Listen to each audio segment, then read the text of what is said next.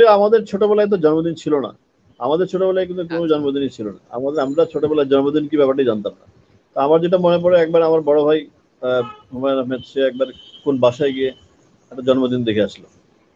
জন্মদিন দেখে এসে তার শখ হলো সে জন্মদিন করবে। সে আব্বাকে জানাইলো, আম্মাকে জানাইলো যে তার জন্মদিন করতে হবে। ওর আম্মা তাকে একটা ধাত এনে দিলেন। আম্মা একটা কড়া টেপের ছিলেন আর কি। ওর আব্বাকে বললো, তো আব্বা খুবই বিরক্ত হইলেন। আব্বা বিরক্ত হইলে উনি এটা প্রকাশ করলেন না। উনি বললেন যে আসলে জন্মদিনটা হইতে হবে অন্যরা তোমার জন্মদিন করবে, তুমি তোমার জন্মদিন কেন করবে? তোমরা এত বিখ্যাত হইতে হবে যাতে অন্যরা তোমার জন্মদিন করে। এরকম একটা লেকচার দিলেন আর কি আব্বা। তো লেকচারটা তাদের পছন্দ হয় না ন্যাচারালি। তো তারপরেও আব্বা প্রথম জন্মদিনটা করলেন আমার বড় বোনের, তারপরে করলেন হুমায়ুন আহমেদের। এই দুজনে করলেন এবং করে ঘোষণা দিলেন এই দুটো জন্মদিনের পরই শেষ, আর কোনো জন্মদিন হবে না।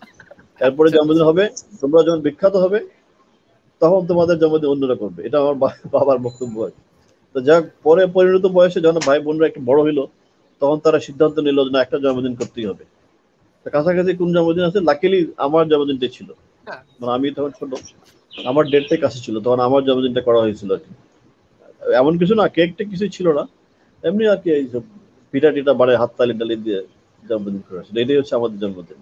কিন্তু পরে যখন আমাদের সব ভাই বোনদের বিয়ে টিয়ে হইলো, বাচ্চা কাচ্চা হইলো, বাচ্চা কাচ্চারা তখনই আয়োজন করতো আর কি জন্মদিনের। আমাদের জন্মদিন ছিল এরকমই, আমাদের জন্মদিন ছিল না আর কি।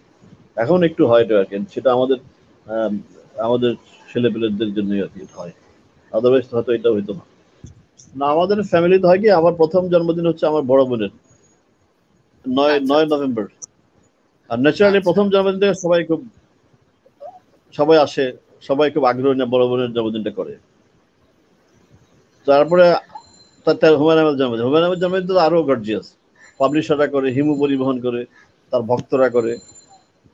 আমাদের করার চান্সই নাই, কিন্তু আমরা সবগুলিতে অ্যাটেন্ড করতে হয়। সবগুলিতে অ্যাটেন্ড করে আমরা টায়ার্ড হয়ে যাই। যখন আমার জন্মদিন আসে, তখন আমার ভাগ্নিটা ফোন দিয়ে বলে, শাহিন মামা এবার না আসি? তখন আমার তো আর বলতে হয়, মুখ শুকনা করে বলি আর কি, আচ্ছা ঠিক আছে আসে না, সমস্যা নেই।